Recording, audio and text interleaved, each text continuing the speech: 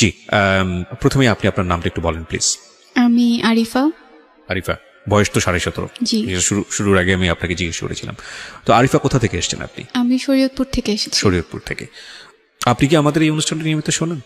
হ্যাঁ, আমি ক্লাস 8 থেকে এফএম শোনা স্টার্ট করি, আর আচ্ছা। জীবন গল্প একদম শুরু থেকেই শুনি। কোনো ধরনের চেঞ্জ এসছে মানে লাইফে? কখনো কোনো কিছু কি শোনার পরে কোনো কিছু কি ফলো করতেন, বা আপনি শুনেন হ্যাঁ। কেন, আসলে শুনতে কেন, মানে রেগুলার শুনেছেন কেন? আমার কাছে ভালো লাগে এই জন্য, হয়তো বা একটা ভুল যেটা অন্য কেউ করেছে সেটার পরবর্তীতে আমি করব না, বা মনোবল যে জিনিসটা মানুষ খুব সহজেই হেরে যায়, আমার কাছে মনে হয় না খুব সহজে হেরে যাওয়া উচিত। তো এটা আপনি এই অনুষ্ঠান শুনেই মূলত পেয়েছেন। জি। Thank you so much. আমরা শুরু করতে চাই। আর আমি পুরো গল্প বলতে গিয়ে কখনো কখনো তুমি বলে ফেলবো, because you are much younger than me. So can start একেবারে যেখান থেকে বলতে ইচ্ছে করে। আমার জন্ম হয়েছিল ঢাকাতে। মা বাবা আমি আর ভাইয়া একসাথেই থাকতাম।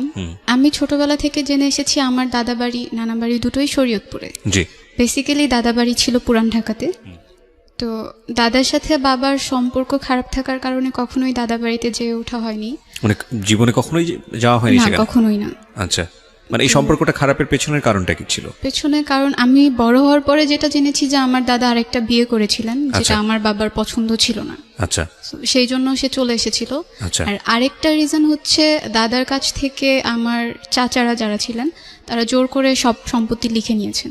ওকে। এই জন্য বাবা ওখানে আর যায়নি। আচ্ছা, তো এরপরে জানি মানে যাইনি। হ্যাঁ। ওকে, ঠিক আছে, হ্যাঁ বলেন তারপর। বেড়ে ওঠা ভালোই চলছিল। আমি ছোটবেলা থেকে ছবি আঁকতে খুব পছন্দ করতাম। মানে আপনি কি প্রথম সন্তান নাকি? না, ভাইয়া প্রথম সন্তান। মানে আপনারা আমার এক ভাই ছোট। এক বোন? হ্যাঁ হ্যাঁ। ভাইয়া যখন স্কুলে বাবা কি যেত, করতো? আমার বাবা গাড়ি চালাতো। বাবার ট্যাক্সি ক্যাব ছিল, Okay. সিএনজিও ছিল, একটা নিজের? বাবা চালাতো। নিজে? হ্যাঁ, হ্যাঁ। নিজের। ওকে। চলছিল সবকিছু ভালোই। আমি ভাইয়ার সাথে স্কুলে যেতাম। আমার পড়াশোনা খুব ভালো ছিল বলে আমাকে প্লেতে না ভর্তি করে নার্সারিতে ভর্তি করা হয়। আচ্ছা। তো টিচার আমাকে ভর্তি করতে চায়নি, বলল যে এত ছোট বাচ্চা পারবে না। তো তবুও আম্মু বলছে যে নার্সারিতে ভর্তি করেন, যদি সে না পারে তাকে নিচের ক্লাসে নামাই দিন। আমার নানা ভাইয়ের খুব ইচ্ছে ছিল আমাকে মাদ্রাসায় পড়ানোর। যখন আমি ক্লাস 1-এ উঠি তখন আমাকে একটা মাদ্রাসায় ভর্তি করে দেওয়া হয়, সেটাও ঢাকাতেই। সেখানেও পড়াশোনা খুব ভালো ছিল।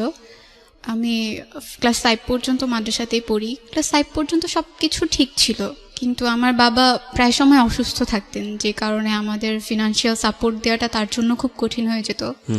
বাবা অসুস্থ থাকার কারণে পড়াশোনা কন্টিনিউ করতে করতেও মাঝে মধ্যে সমস্যা হতো। লাইক প্রাইভেট পড়তে পারতাম না ঠিক মতো, বা আমাদের ঠিক মতো বাসায় বাজার করা হতো না। তবুও মা হচ্ছে একটা জিনিস বলতো সবসময়, যে না খেয়ে থাকবো কিন্তু কাউকে বুঝতে দিব না যে না খেয়ে আছি। তাতে হয়তো বা আত্মসম্মান বোধটা থাকে। যখন আমি ক্লাস 7-এ উঠলাম তখন আমার বাবা অনেক বেশি অসুস্থ হয়ে যান। সে বেড রেস্টে ছিল, বিছানা থেকে উঠতে পারতো না। তো বাবা অসুস্থ হয়ে যাওয়ার পরে আম্মু ডিসাইড করে যে আম্মুকে কিছু একটা করতে হবে, আমাদের পড়াশোনাও কন্টিনিউ করাতে হবে। এই জন্য আম্মু সিদ্ধান্ত নেয় যে সে বাংলাদেশের বাহিরে চলে যাবে। বাবার ইচ্ছে ছিল না, সে চায়নি যে আম্মু বাংলাদেশের বাহিরে চলে যাক, ওখানে গিয়ে কিছু একটা করুক। আব্বুর ইচ্ছে ছিল সবসময় যে আমরা সবাই একসাথে থাকবো, যাই করি না কেন একসাথেই থাকবো।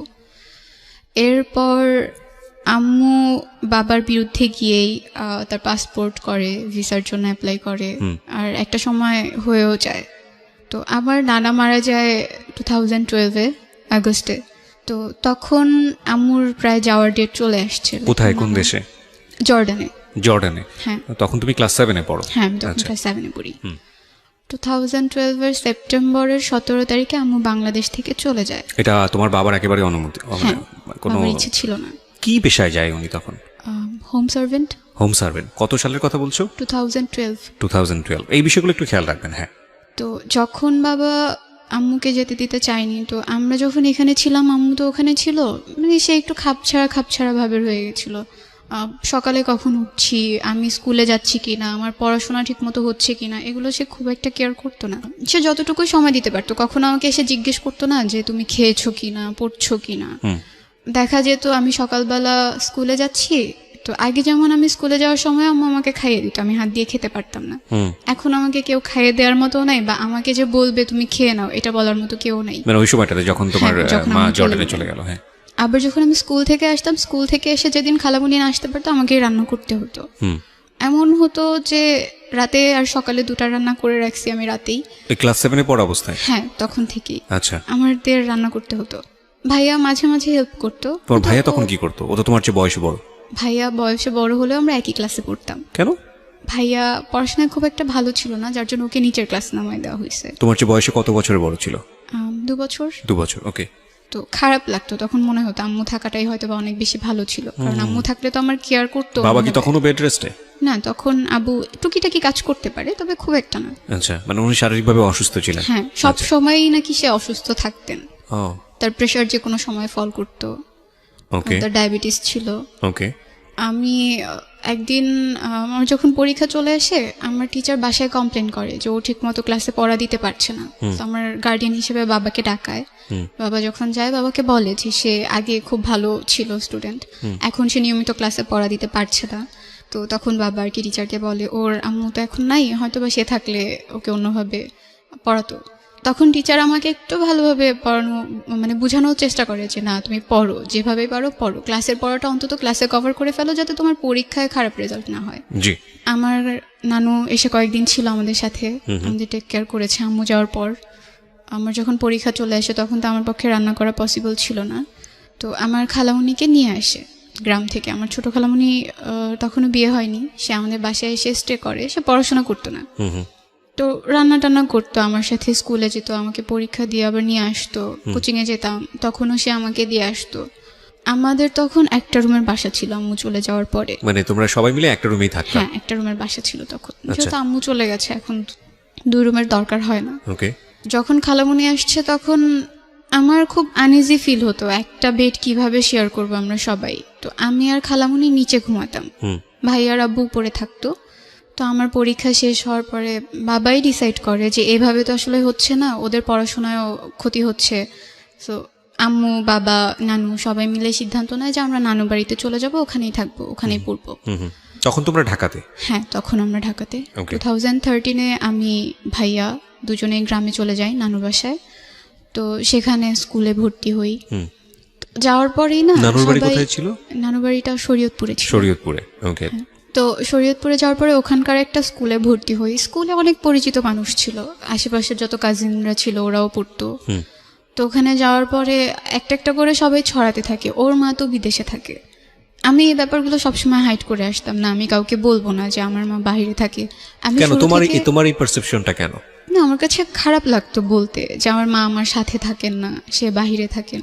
আমার কাছে খারাপ। মানে তোমার মা বিদেশে থাকেন, এই বিদেশে থাকা ব্যাপারটা খারাপ লাগতো, নাকি তোমার মা তোমার সঙ্গে থাকে না এটা খারাপ লাগতো? আমার সাথে থাকে না, এটাই আমার কাছে বেশি খারাপ লাগতো। আর বিদেশে যে থাকে না, এটা বলতে খারাপ লাগতো, কারণ বললে ভাববে কি যে ও কি যেন হয়েছে, এই জন্য মেবি বিদেশে থাকে। এটা তুমি জানলে কিভাবে? মানে এটা তুমি, তোমার তো বয়স অনেক অল্প, ক্লাস 7-এ পড়ো। আমি যখন নানু বাড়িতে গেলাম, তো যাওয়ার পরে বলতো আশেপাশের মানুষ, হ্যাঁ ওর মা বিদেশে থাকে, এই মেয়ে তো মানুষ হবে না, এই ছেলে তো মানুষ হবে না।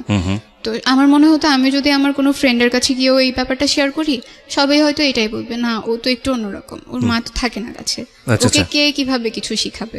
ওকে, তো তার মানে তুমি সারাউন্ডিং থেকে মোটামুটি বুঝতে পারছো যে তোমাদের এই বিষয়টাকে পরিবেশ ভালোভাবে দেখছে না। আচ্ছা, তো তারপর থেকেই তোমার কাছে বিষয়টা আনইজি লাগতো।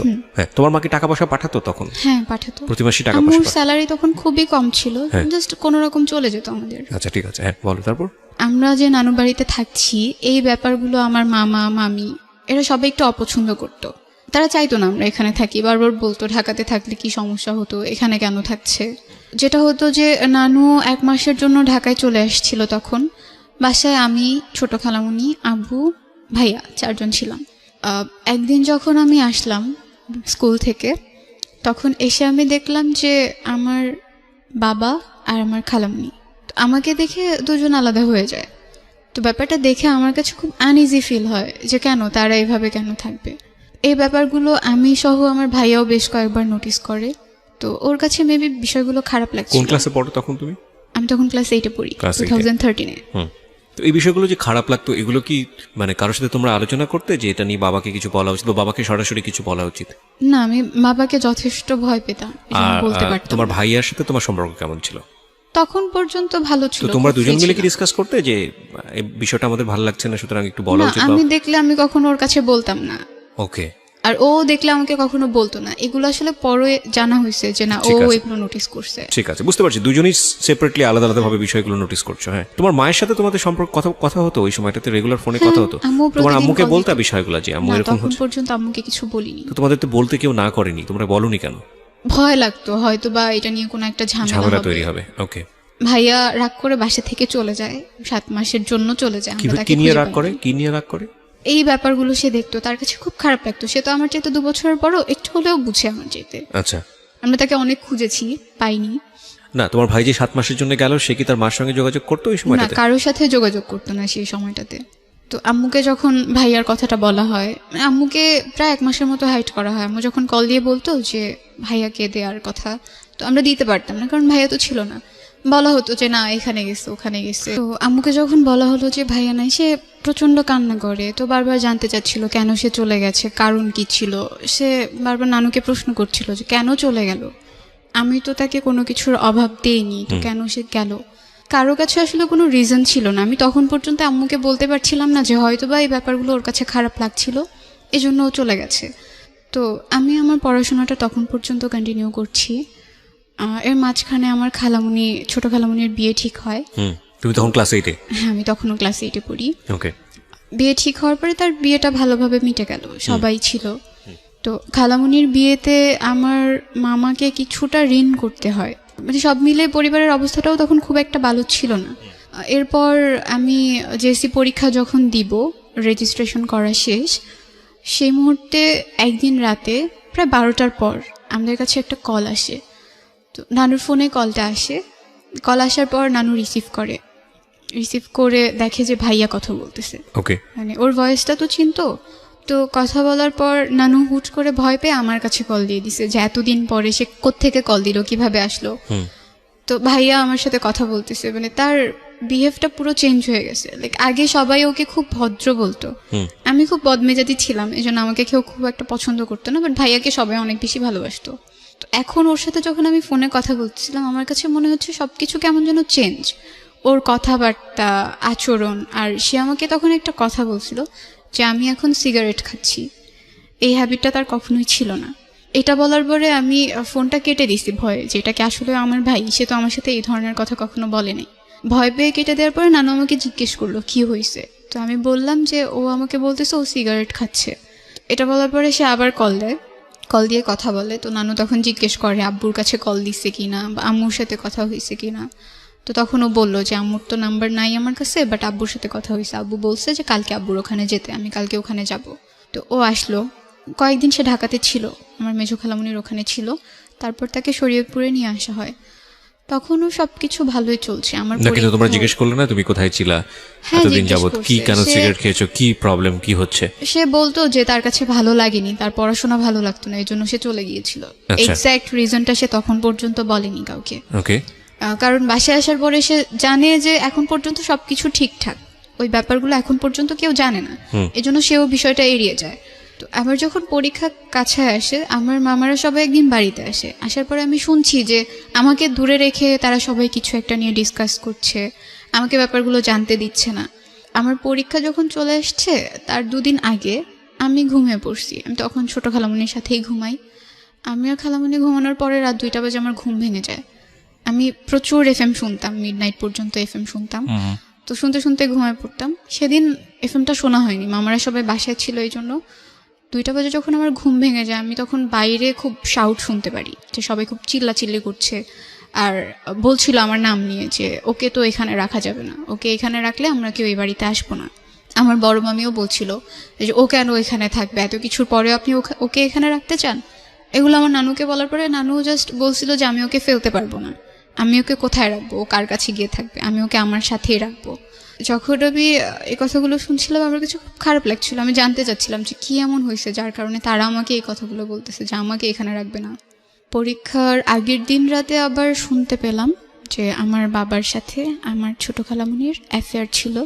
আমি যখন এই কথাগুলো শুনলাম আমার মনে হলো আমার মাথার উপর আকাশ ভেঙে পড়েছে। মানে এটা নিয়ে রাতের বেলা গন্ডগোল হচ্ছিল? হ্যাঁ, এটা নিয়ে গন্ডগোল হচ্ছিল। এটা তোমার খালামুনির বিয়ের পরে? হ্যাঁ, খালামুনির বিয়ের 3 থেকে 4 মাস পরেই। আস্তে আস্তে জানতে পারলাম যে তোমার বাবা তখন কোথায় ওই সময়? বাবা তখন ঢাকাতে। আচ্ছা, সে তখন ঢাকাতেই ছিল, ঢাকাতেই থাকতো। তো যখন এগুলো হয়, এই কথাগুলো যখন হচ্ছিল, তখন খালামণি নানুর বাসায় ছিল, তার হাজবেন্ডের সাথে তার তখন ঝামেলা চলছিল। এই ব্যাপারগুলো নাকি আরও প্রায় 2 মাস আগে থেকে কথাবার্তা হচ্ছিল, কিন্তু এইভাবে না। তখন পর্যন্ত খুব একটা কেউ জানতো না। বড় মামার বাসায় নাকি ছোট খালামণির হাজবেন্ড বেড়াতে চায়, সেখানে গিয়ে সে মামা আর মামির সাথে এই কথাগুলো শেয়ার করে যে এরকম এরকম একটা কিছু হয়েছে। যখন আমাকে এগুলো বলা হয়, আমাকে একদম আমার নানু সামনাসামনি বলছিল যে তোর বাবাকে আমরা এত ভালো জানতাম, তোর বাবা এই কাজটা কিভাবে করলো। আমি তখন পড়ছিলাম, আমার পরীক্ষা পরের দিন। আমার কাছে প্রচণ্ড খারাপ লাগছিল, আর আমি বিশ্বাস করতে পারছিলাম না যে আমার বাবা এমন কিছু একটা করতে পারে। আর এখন যে এই ব্যাপারটা অনেক দূর এগিয়ে গেছে, যেখানে আমার আম্মু আমার খালামণিকে অনেক বেশি আদর করতো, তার জামা কাপড় থেকে শুরু করে এভরিথিং আম্মুই দিত। আমার পরীক্ষার আগের দিন পর্যন্ত তো এগুলো ঠিক আছে, আম্মুর সাথে আমার তখন পর্যন্ত কথা হয়নি। আমি যে আম্মুকে ফোন দিয়ে বলবো যে মা এগুলো এগুলো তো ঘটছে, তুমি কি কিছু জানো কি না, সেই সুযোগটাও আমি পাইনি। পরের দিন আমার পরীক্ষা, আমার প্রথম পরীক্ষার দিন। বাবা মার কাছে তো সবাই দোয়া চায়, যদি দূরে থাকে তাও দোয়া চায়। আম্মুর সাথে কথা বলতে পারিনি, কিন্তু আব্বুকে আমি কল দিলাম। কল দেওয়ার পরে আমার বাবার প্রথম প্রশ্ন ছিল, তুমি কার সাথে থাকতে চাও, তোমার আম্মুর সাথে নাকি আমার সাথে? তো আমার আসলে অনেক খারাপ লাগে, আমি তো দোয়া চাওয়ার জন্য আব্বুর কাছে কল দিছিলাম। এইরকম কোনো একটা প্রশ্ন আমি আশা করিনি। আমি তখন কিছু বলিনি, কলটা কেটে দিছি। কেটে দেওয়ার পরে পরীক্ষা দিতে গেলাম। এক্সাম হলে গিয়ে আমি লিখতে পারছি না, মানে আমার বারবার মনে হচ্ছে এইসব কি হচ্ছে আমার চারপাশটায়। সব কিছু তো খুব ভালো ছিল, গোছানো ছিল, এগুলো কেন হচ্ছে? আমার বাংলা পরীক্ষাটা খুব খারাপ হয়। তো পরীক্ষা যখন দিয়ে আসছিলাম, আমি তো খুব কান্না করছিলাম। আমার 2টা খুব ক্লোজ ফ্রেন্ড ছিল স্কুলে, তো ওরা আমাকে জিজ্ঞেস করে কি হয়েছে, কান্না কেন করতেছি, সব কিছু তো ঠিক ছিল, হঠাৎ করে কি হলো? তো আমি তখন শুধু এইটুকু বলছিলাম যে আমার মামারা চায় না আমি আর নানু বাড়িতে থাকি, কিন্তু আমি এখান থেকে গিয়ে কোথায় থাকবো, আমার তো Okay. কারোর সাথে থাকার মতো জায়গা নেই। তো বলতেছে কেন, আঙ্কেল আসছে না, আঙ্কেলের কাছে গিয়ে থাক, তোর তো এটা আরও ভালো একটা অপশন, ঢাকায় গিয়ে পড়তে পারবি, আবার সব কিছু আগের মতো হয়ে যাবে। তো আমি বললাম যে না, এটা পসিবল না, যেহেতু এখানে থাকা স্টার্ট করছি, আমি চাই এখান থেকে পড়াশোনাটা কন্টিনিউ করতে। আর নানু যতটা আদর করে এতটা আদর কেউ আমাকে করবে না। আমি পরীক্ষা দিয়ে বাসায় আসার পরে তখন এই ব্যাপারগুলো নিয়ে গন্ডগোল হচ্ছে। তো নানু তখন মামাদেরকে বলল যে ওকে যদি তোরা এখানে না রাখিস, আমিও এখানে থাকবো না। আর তোর যদি ইচ্ছা হয়, আমার বড় মামাকে বলছে যে তোর যদি ইচ্ছে হয় তুই আমাকে খাবারের কোনো টাকা টুকা দিস না, আমার লাগবে না, আমি এভাবেই চলতে পারবো, যা আসে জমি থেকে সেটা দিয়ে চলতে পারবো। তো নানুর সাপোর্টটা আমার মনে হয় তখন সবচেয়ে বেশি কাজে লেগেছে মেন্টালি স্ট্রং থাকার জন্য। আম্মুর সাথে আমি ব্যাপারটা প্রথম শেয়ার করি আমার বাংলা পরীক্ষা শেষ হওয়ার পরে। আম্মু নাকি এই ব্যাপারগুলো শুনেছে, যখন থেকে কথা হচ্ছে তখন থেকেই শুনেছে, কিন্তু সে আমাকে কিছু বুঝতে দেয়নি। আর এটা নিয়ে বাবার সাথেও তার খুব ঝামেলা হয়েছে। যেটা হতো যে এই ব্যাপারের পরে বাবা আমাকে ফোন দিত না, আমি বাবার সাথে কথা না বলে থাকতে পারতাম না। আমি নিজের থেকেই তাকে দিনে 4 থেকে 5 বার কল দিতাম, কিন্তু সে রেসপন্স করতো না। কল রিসিভ করলেও বলতো যে আমি এখন ব্যস্ত আছি, পরে কথা বলি। এরপর আমি ক্লাস 9-এ ভর্তি হলাম, জেএসসি রেজাল্ট পাবলিশড হলো। রেজাল্ট খুব একটা ভালো হয়নি, তবুও আম্মু কোনো রকম খুশি ছিল। আর তখন থেকে আসলে স্টার্ট হয় আমার উপর সবার যে একটা প্রেশার। আমি কারো বাসায় গেলেই প্রথম প্রশ্ন হতো, তুই কিছু জানতি না, তুই কি কিছু দেখিস নাই, এগুলো যে ঘটছে একদিনেই ঘটে গেল, তোর কি কখনো চোখে পড়ে নাই? তখন কিছু বলার ছিল না আমার, আমি ওখান থেকে চলে আসতাম। এরপর থেকে আশেপাশের মানুষগুলোর সাথে আমি কথা বলা খুব কমিয়ে দিই, কারো বাসায় যেতাম না, সবাইকে অ্যাভয়েড করা স্টার্ট করে দিই যে না, আমি আমার মতো করে থাকবো, কাউকে লাগবে না। যখন ক্লাস 9-এ ভর্তি হলাম, ক্লাসে পারফরমেন্স ভালো থাকার কারণে টিচাররা আমাকে খুব আদর করতো, সবাই চিনতো। একদিন তখন ফেব্রুয়ারি ছিল, আমি করিডোরে দাঁড়ানো ছিলাম স্কুলে, আমার একটা ফ্রেন্ড আমার সাথে ছিল। তো আমাদের স্কুলে কলেজও আছে। তো হঠাৎ করে কলেজের ভাইয়েরা যখন যাচ্ছিল, আমার একটা ফ্রেন্ড বলছিল, একটা ছেলেকে দেখিয়ে বলছিল যে এই ছেলেটা তো খুব সুন্দর, আমার খুব ইচ্ছে করে এর সাথে প্রেম করতে, যদি আমাকে বলতো আমি এক পায়ে রাজি হয়ে যেতাম। তো আমি হেসে দিচ্ছি, আমি কিছু বলিনি। সে ছেলেটা এতটাও সুন্দর না যে তার সাথে প্রেম করতে হবে। তো এই কথাটা বলার পরে সে আমাকে বলছে যে তুমি জাস্ট ওর সাথে ফ্রেন্ডশিপ করে দেখাও। তো বলছি আমি যদি এখন হুট করে গিয়ে তাকে বলি যে ভাই আমি আপনার সাথে ফ্রেন্ডশিপ করবো, সে তো আমাকে একটা চর দিয়ে দিবে, পিচ্চি মেয়ে কোত্থেকে আসছে ফ্রেন্ডশিপ করতে। এটা বলার পরে সে বলতেছে আমি তোমাকে ফোন নাম্বার কালেক্ট করে দিব এনিহাও, বাট তোমার ওর সাথে ফ্রেন্ডশিপ করে দেখাতে হবে, যদি তুমি না পারো তুমি স্কুলে আসবে না। লাইক একটা চ্যালেঞ্জের মতো হয়ে গেছে। তো আমি বললাম ওকে ফাইন, তুমি যদি আমাকে নাম্বার কালেক্ট করে দিতে পারো আমি দেখবো বাকিটা কিভাবে কি করা যায়। তখন পর্যন্ত আমার কোনো পার্সোনাল ফোন ছিল না।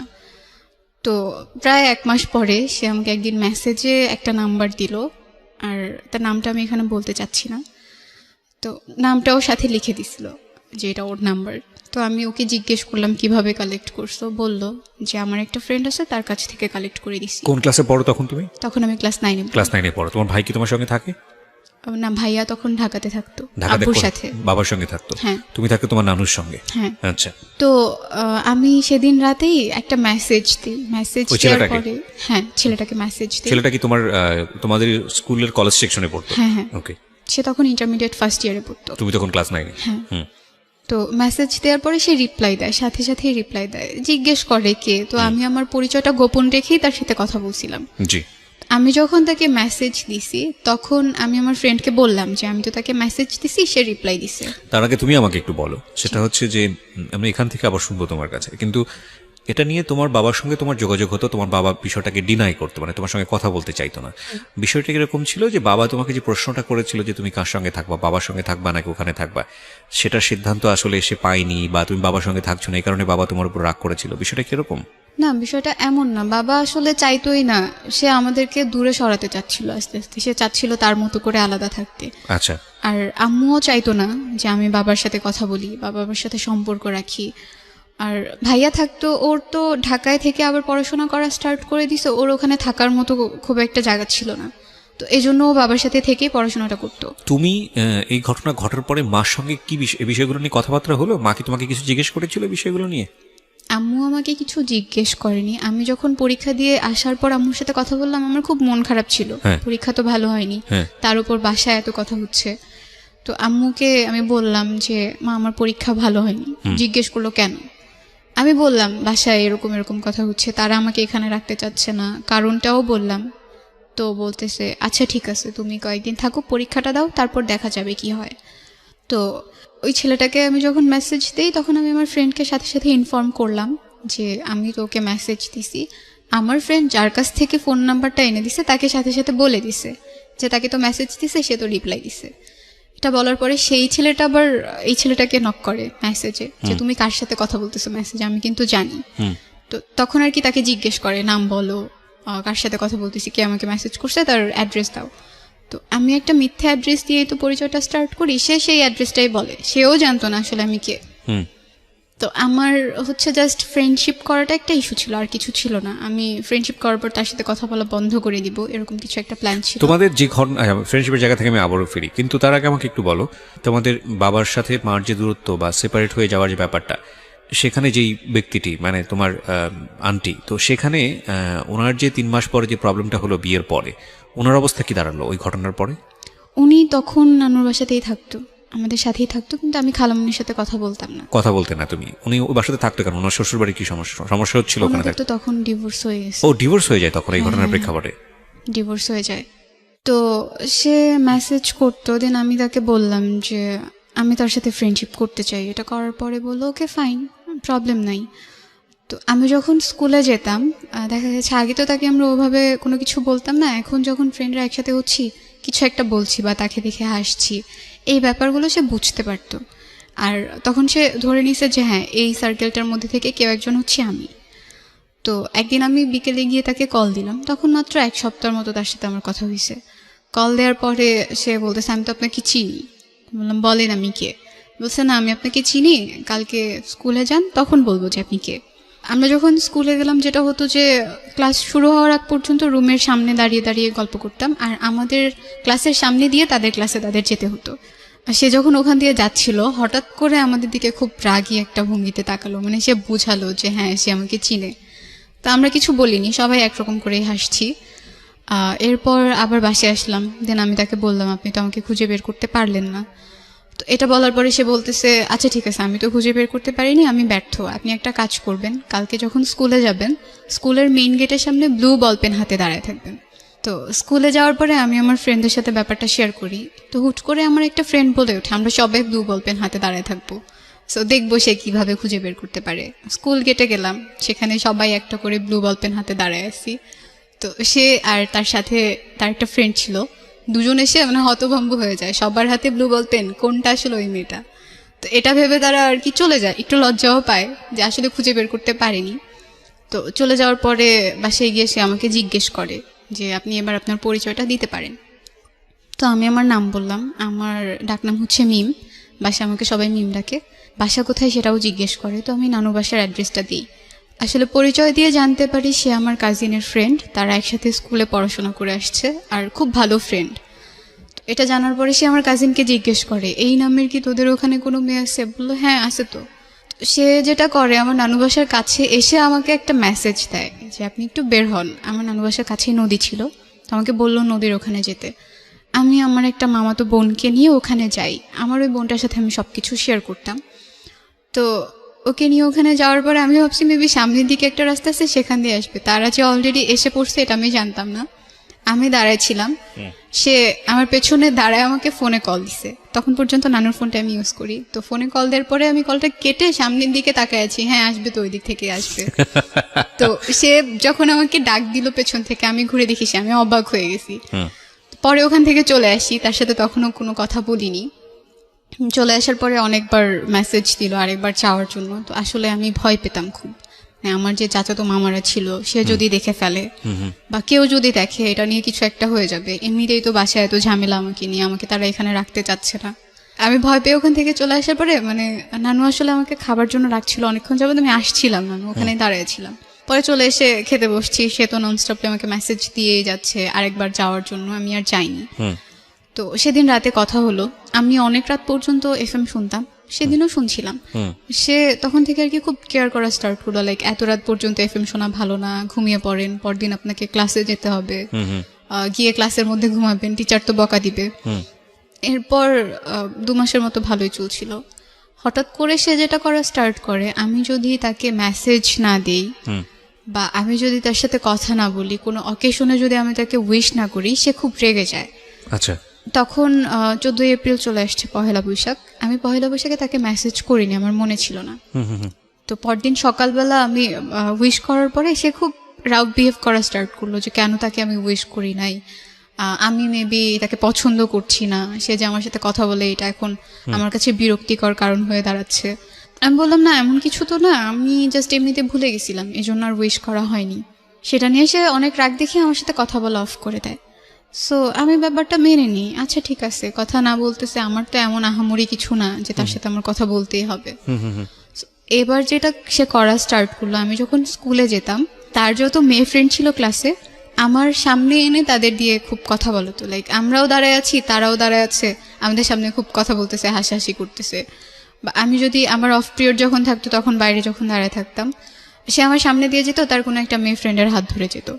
মানে সামহাও এটা বুঝতে পারছেন যে আপনাকে নোটিস করছে কোনো না কোনো ভাবে। হ্যাঁ, নোটিস করছে, আর সে চাচ্ছে আমি একটু জেলাস ফিল করি। ওকে, কিন্তু আমি এমনটা করিনি, আমার কাছে খারাপ লাগতো না। আমি যেটা করা স্টার্ট করলাম যে আমার ক্লাসে যত ছেলে ফ্রেন্ড ছিল তাদের সাথে আমি খুব একটা কখনোই কথা বলতাম না, বাট তখন থেকে কথা বলা স্টার্ট করলাম। তার ইন্টারমিডিয়েট ফার্স্ট ইয়ার ফাইনাল পরীক্ষা যখন চলে আসে, আমি যেই সিমটা, আমার একটা সিম ছিল, নানুর ফোন থেকে মেসেজ দিলে তো জেনে যাবে বা কোনোভাবে যদি নানু জেনে যায় এই ভয়টাও পেতাম, এজন্য একটা সিম কার্ড নিয়েছিলাম।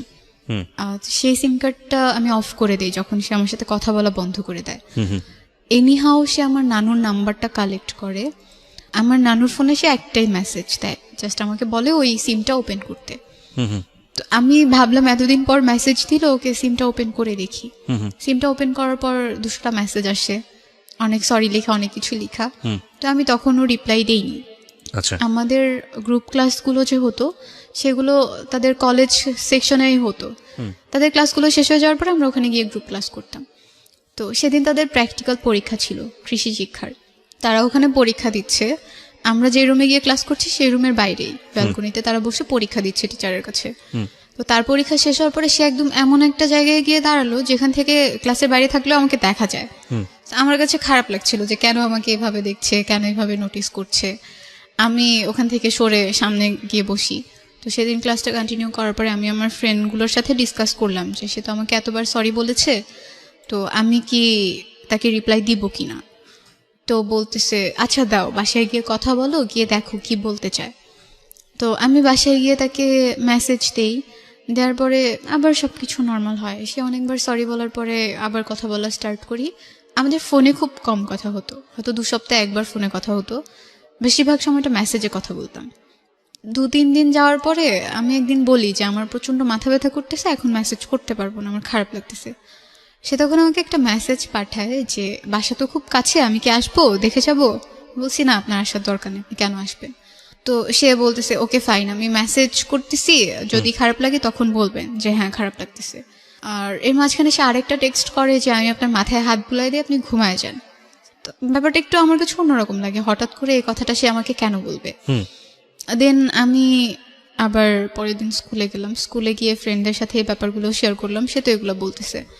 তো ওরা এমন একটা ভাব নিয়ে আমাকে একটা কথা বললো, এই ছেলে তোমাকে প্রপোজ করবে? জীবনেও না, এটা তো জাস্ট সে এমনিই বলে ফেলছে কথার প্রসঙ্গে।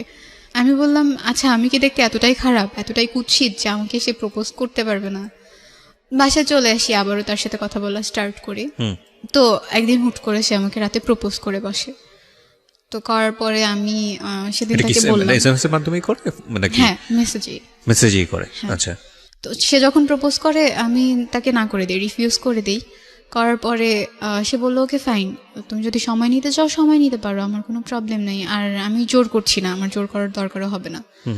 তখন থেকে সে যেটা করলো, কলেজে আসা কমিয়ে দিল। সে চেষ্টা করছিল ট্রান্সফার হওয়ার অন্য কোনো কলেজে, সেটার জন্য অ্যাপ্লাই করেছে।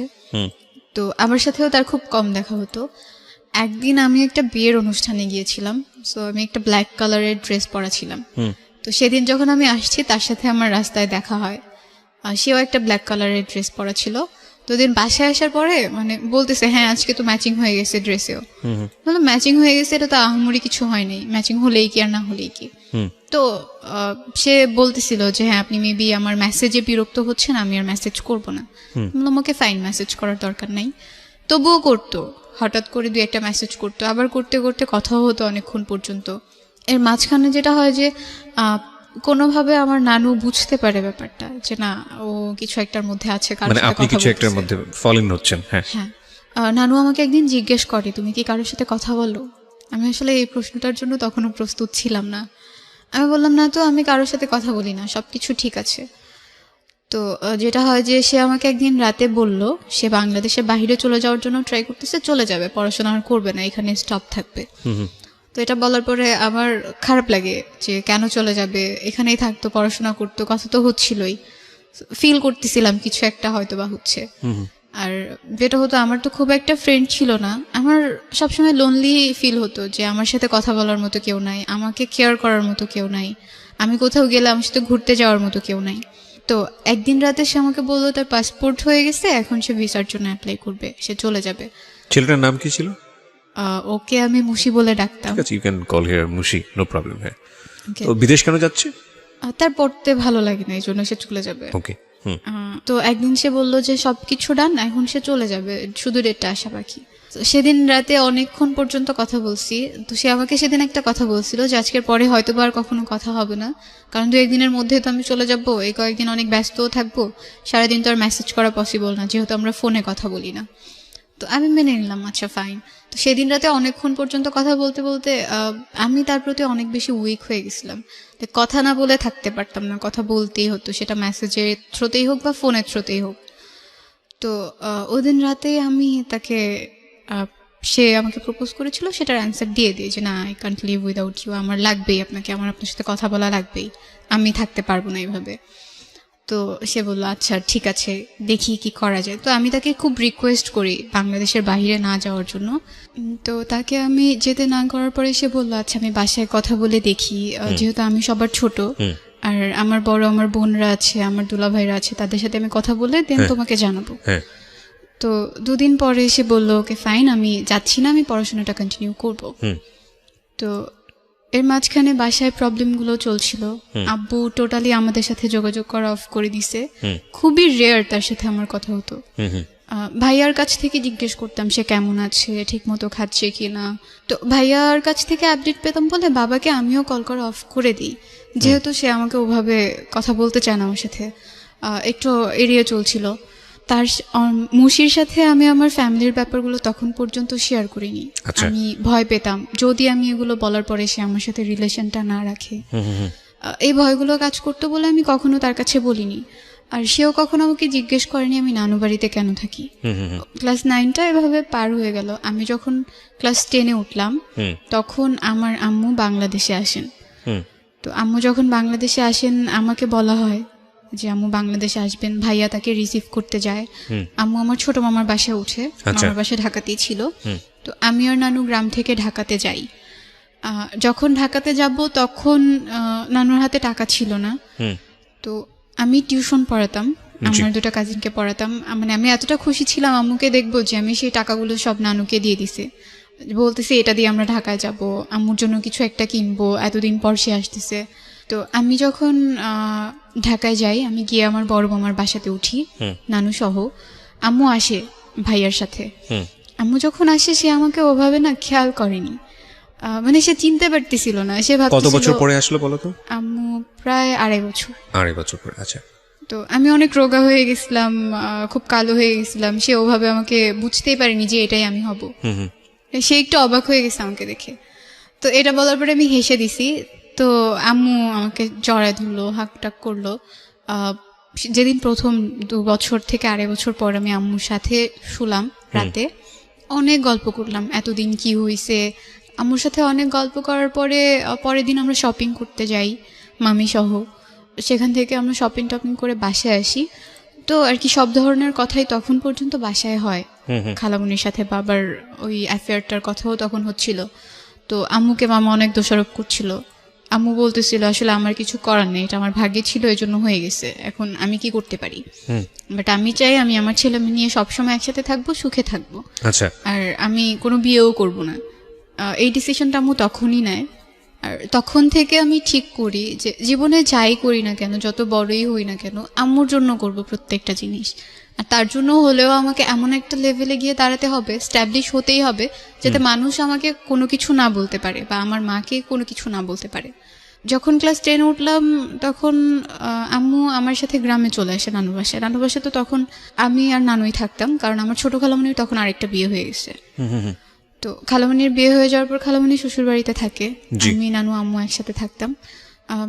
আস্তে আস্তে অনেক মাস থাকার পরে আম্মু ডিসাইড করে আম্মু আর যাবে না জর্ডান, সে অন্য কোথাও যাওয়ার ট্রাই করবে। ভাইয়াও ছিল, ভাইয়াও থাকতো আমাদের সাথে, সে ঢাকাতে পড়তো, তখন আসতো। ভাইয়ের সাথে না আমার খুব ঝগড়া হতে লাগলো, তখন ও আমাকে সহ্য করতে পারতো না। আম্মু আমাকে প্রচন্ড আদর করতো এই জন্য। আচ্ছা। তো ওর সাথে জেলাসি করার কারণে ঝগড়াটাও অনেক বেশি হতো, তো সম্পর্কটাও আস্তে আস্তে খারাপ হতে থাকে। আমি ওর সাথে খুব একটা কথা বলতাম না, কারণ কথা বলতে গেলেই সে রেগে যায়, আমার সাথে ঝগড়া করে। এরপর সাথেও আমার কন্টিনিউয়াসলি কথা হচ্ছে। কথা বলার প্রসঙ্গে আমি একদিন ওকে বলি যে আমার আম্মু তো আগে বাংলাদেশের বাইরে থাকতো, আম্মু এখন বাংলাদেশে এসেছে। তো বলছে আচ্ছা ঠিক আছে। এরপরে একদিন আম্মুকে দেখতে চাইলো। ওদের বাসার খুব কাছে আমার একটা নানু বাড়ি ছিল। আমি সেখানে বেড়াতে যাওয়ার পরে সেদিন প্রথম ও আম্মুকে দেখে। ওদিন ওভাবেই যায়।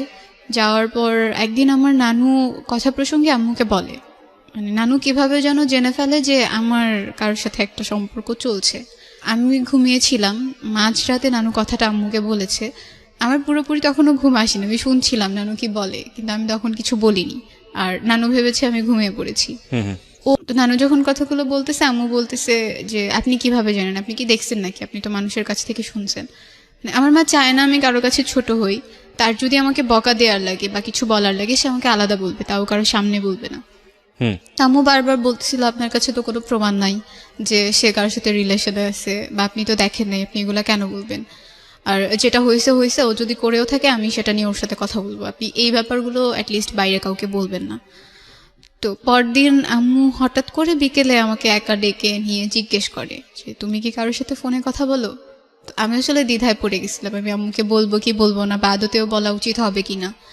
তখন আমার মাথার মধ্যে কাজ করলো এখন তো সবকিছু বলতেই আম্মু, তার সাথে আমার ফ্রেন্ডলি হওয়া উচিত, ফ্র্যাঙ্কলি তাকে সবকিছু বলা উচিত।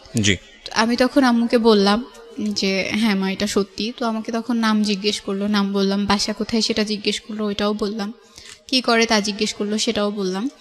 আমার এসএসসি পরীক্ষা যখন কাছে চলে আসলো, তো তখন একদিন রাতে আমার খুব মন খারাপ ছিল, আমি এফএম শুনছিলাম। তো আমার মা আমাকে জিজ্ঞেস করলো যে তুমি কি করছো পড়া না রেখে, এফএম কেন শুনছো। তো আমি বললাম যে তুমি একটু শোনো, তোমার ভালো লাগবে। তো সেই সময়টা থেকে আমি আর আম্মু মিডনাইটে যেই শোগুলো হতো বা রাতে যেই শোগুলো হতো সেগুলো একটা ইয়ারফোন ভাগ করে শুনতাম। মার আম্মুও সঙ্গে? শুনতো, আমিও শুনতাম। আচ্ছা আচ্ছা, হ্যাঁ, ওকে। আম্মুর এটা একটা নেশার মতো হয়ে যায়, সে প্রতিদিন শুনতো, আমাকে শুনতে নিতে দিত না। আমি যখন শুনতে যেতাম তখন বলতো যাও গিয়ে পড়তে বসো, তোমার শোনা লাগবে না, তুমি বাচ্চা মানুষ, সেগুলো শুনে কি করবা। ওকে। আমি পড়তে বসতাম, আবার লুকিয়ে লুকিয়ে নানুর ফোন থেকেও শুনতাম। আম্মু একটা কাজ করলো, আমাকে নানুর ফোন ধরতে একদম নিষেধ করে দিল। মানে সে চাচ্ছিল আমিও একটু এইসব সম্পর্ক থেকে দূরে থাকি, পড়াশোনায় ইনভলভ হয়ে যাই। এই কারণে নানুর ফোনটা ধরতে বারণ করছে, আর নানু আমাকে তার ফোনটা ধরতে দিত না। আর আমি তো নানুর ফোন থেকেই মেসেজ করতাম, তখন কি করবো এই জন্য টেনশনে পড়ে গিয়ে আম্মুর ফোন থেকেই লুকিয়ে লুকিয়ে একটু একটু মেসেজ করতাম, আর লুকিয়ে লুকিয়ে একটু একটু ফোনে কথা বলতাম। ও আমাকে সব সময় রিকোয়েস্ট করতো দেখা করার জন্য, কিন্তু আমি বাসার সবাইকে ভয় পেতাম বলে দেখা করতাম না, কখনোই করতাম না।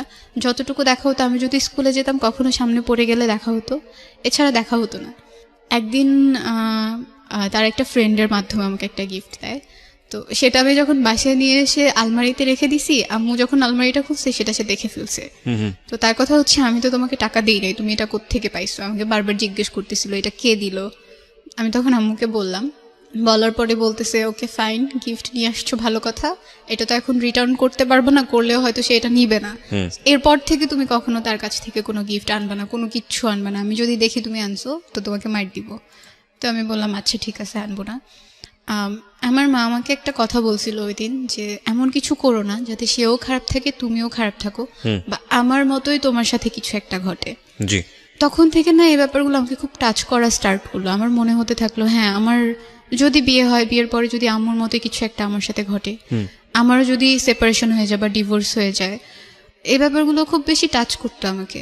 তবুও রিলেশনশিপটা আমি কন্টিনিউ করছিলাম। পরীক্ষার একদম আগ দিয়ে আমি আমার বয়ফ্রেন্ডের সাথে ব্যাপারগুলো শেয়ার করি, আমার ফ্যামিলিতে যা যা ঘটছে সব কিছু বলি, এক্সেপ্ট আব্বুর সাথে খালামুনির অ্যাফেয়ারটা বাদ দিই।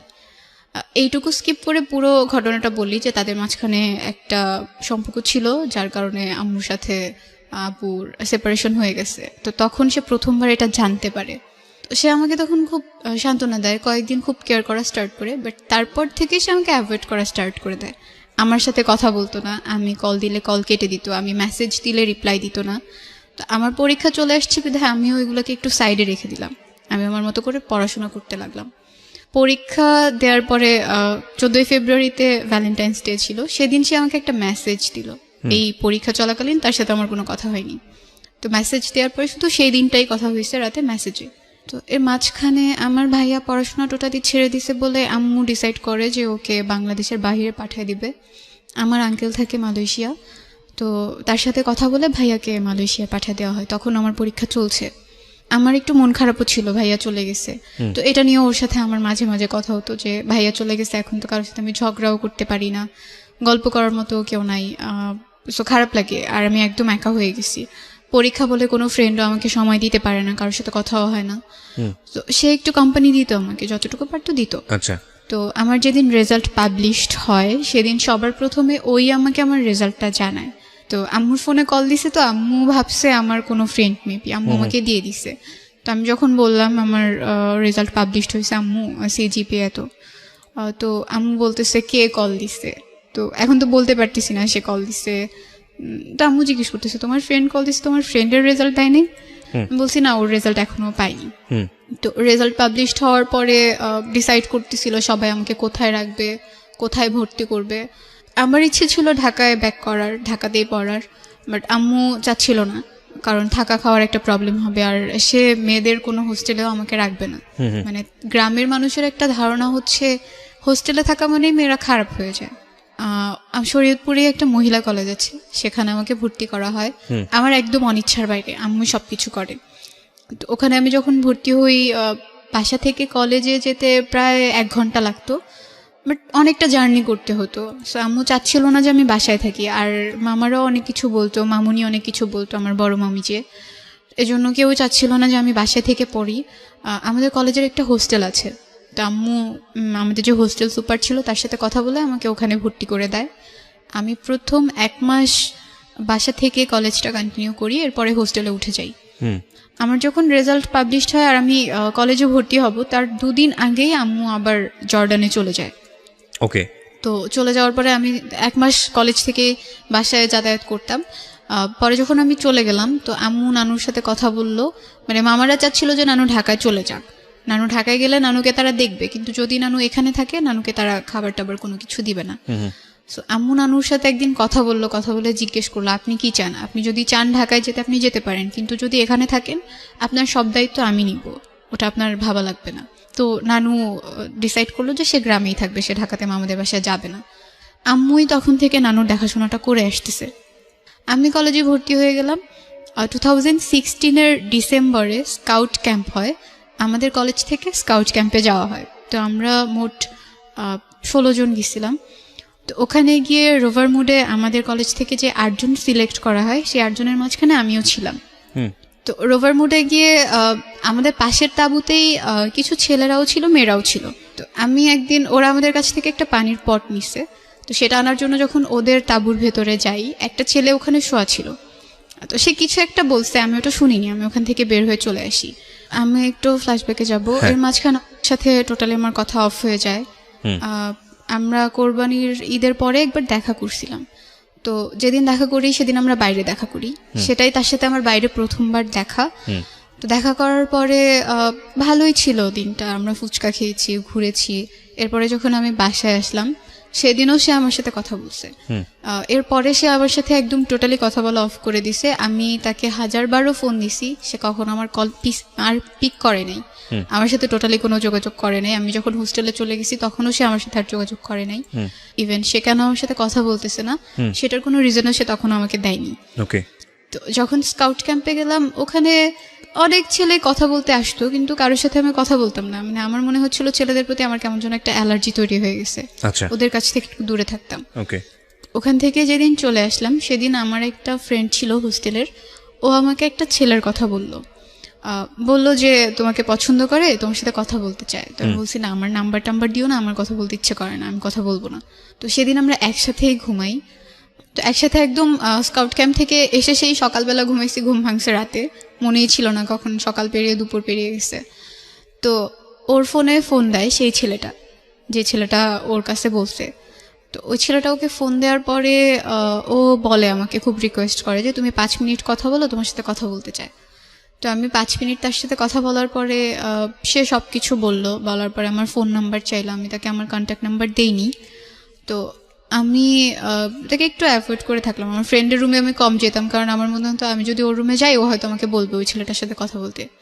সো তারপরের দিন আবার এরকম কথা বললো। তো কথা বলার পরে আমার মনে হলো যে আচ্ছা একটু কথা বলে দেখি কেমন, এতবার যখন রিকোয়েস্ট করছে কথা বলি। মানে তখন কি তোমার মুশির সঙ্গে সম্পর্কটা আছে? না, নাই। আচ্ছা, ওকে, ঠিক আছে, বলো।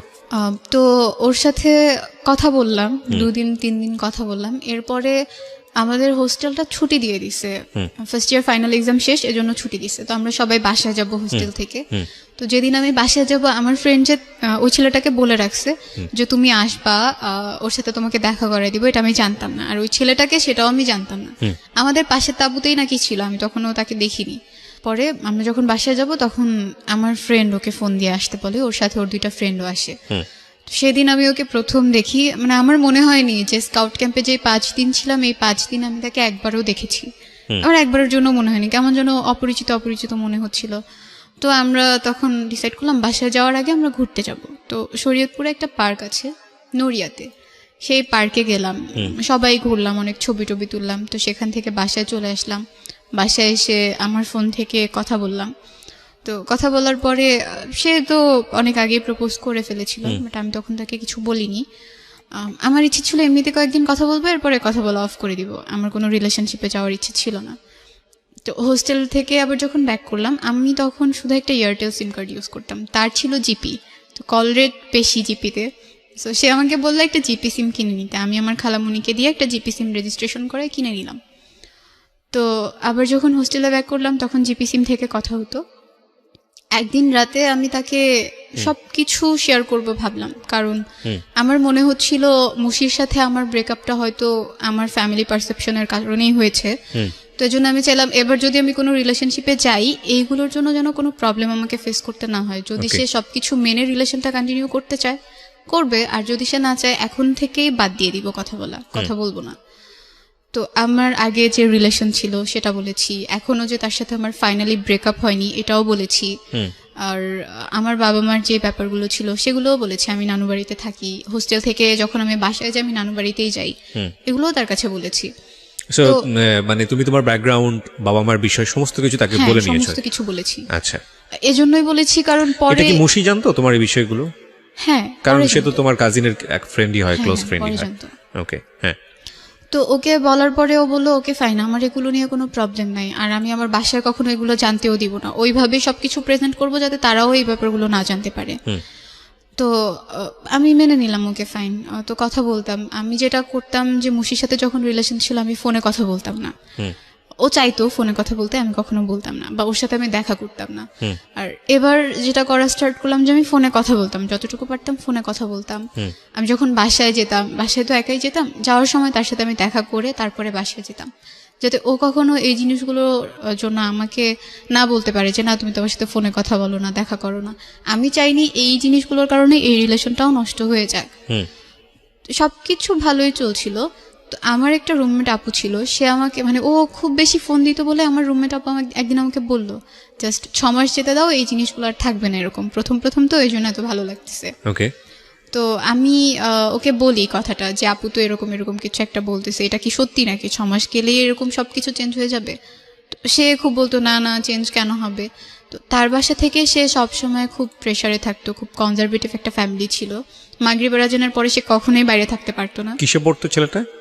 ডিপ্লোমায় পড়তো, ডিপ্লোমায় ফার্স্ট পড়তো। ইয়ারে পড়তো তখন। ওকে, তোমাদের দুজনের দেখা সাক্ষাৎ হয়েছে, কথাবার্তা হয়েছে। হ্যাঁ। তুমি কি তোমার পাস্টটা বলেছো যে তোমার লাইফে আরেকজন ছেলে ছিল? হ্যাঁ, বলেছি। ওটা বলেছো। তার লাইফের পাস্টটা তুমি জানতে?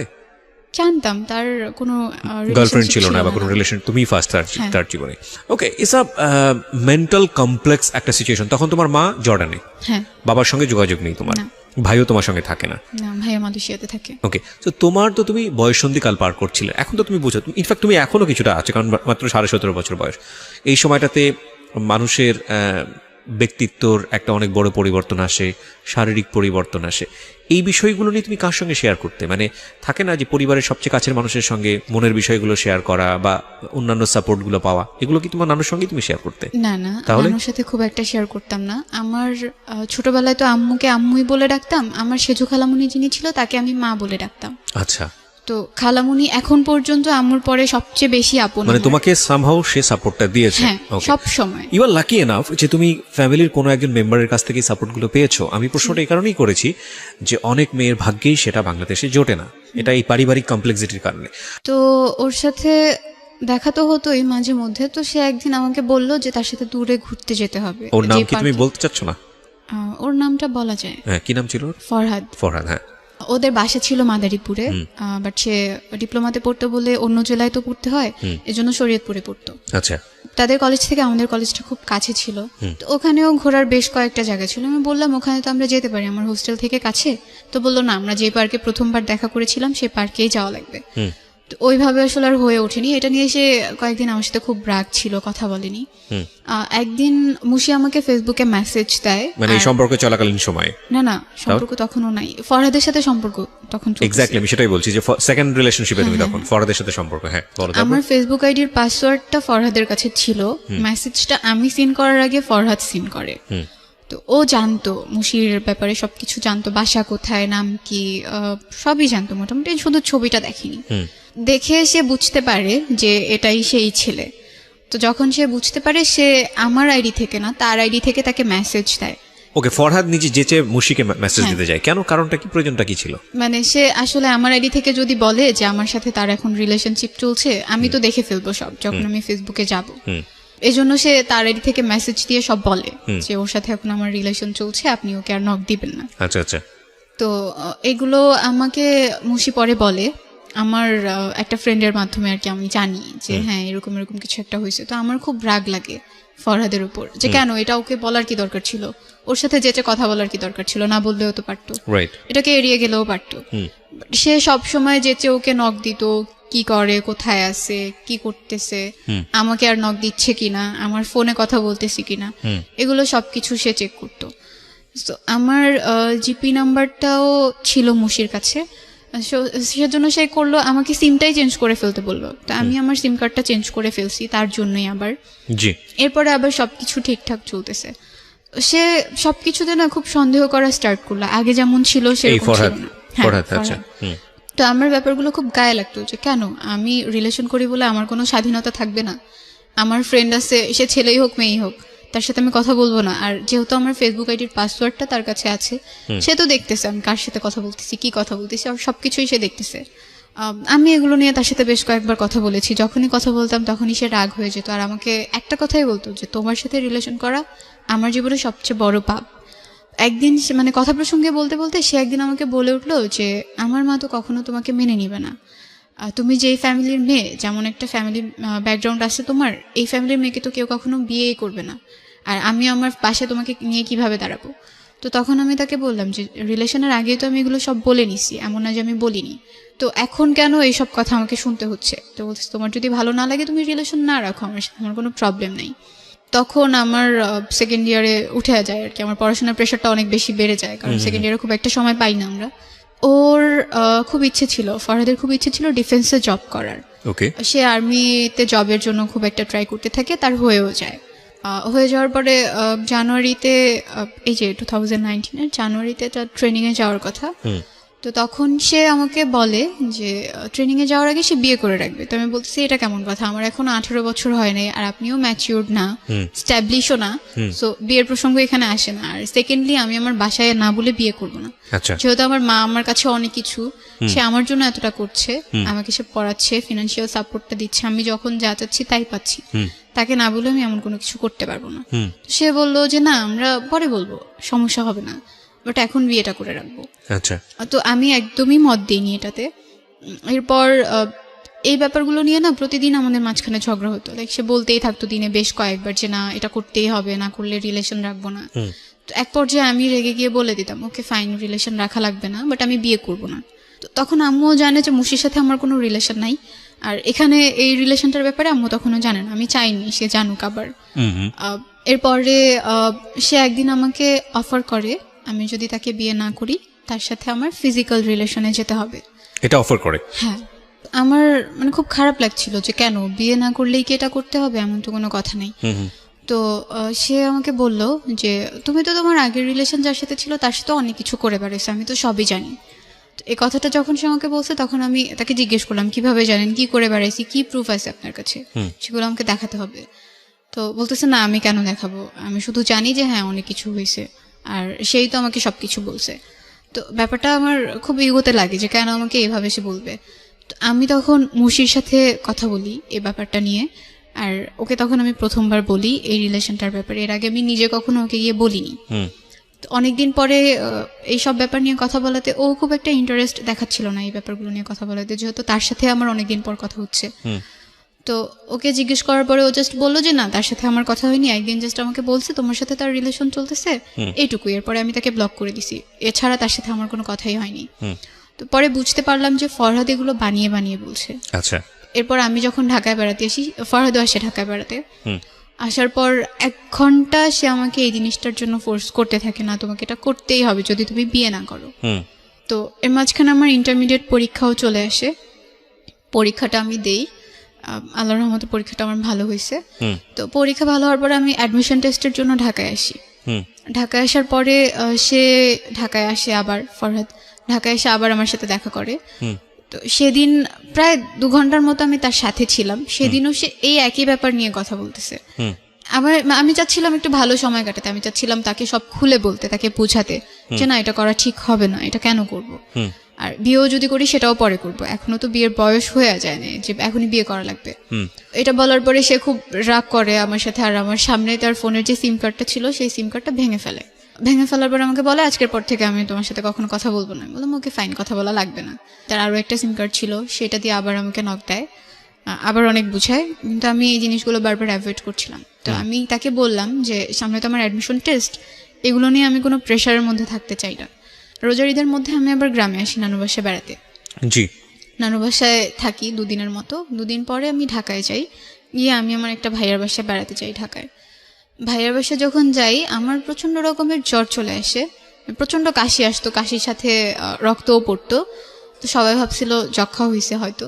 তো এটার জন্য হসপিটালে যাওয়া লাগতো আমার প্রায় প্রতিদিন, কফ পরীক্ষা করা লাগতো, ব্লাড টেস্ট করা লাগতো, একদিন কফ পরীক্ষা করার পর সেটা রিপোর্ট দেয়, তো বলে যে আবারও কফ পরীক্ষা করা লাগবে। তো আমি কফ পরীক্ষা আবারও করতে যাই। যাওয়ার পরে সেদিন রিপোর্ট নিয়ে জাস্ট গাড়িতে উঠছি, এখন বাসায় যাব। বাসায় যখন যাওয়ার জন্য গাড়িতে উঠলাম, হুট করে আম্মু আমাকে কল দেয়। কল দেওয়ার পরে আম্মু আমাকে বলতেছে তুমি কই। আমি বললাম যে হ্যাঁ আমি এখন হসপিটাল থেকে বাসায় যাচ্ছি। তো আম্মু বলল যে তোমাকে একটা কথা বলবো, তুমি একটু সাইডে গিয়ে আমাকে কল দাও।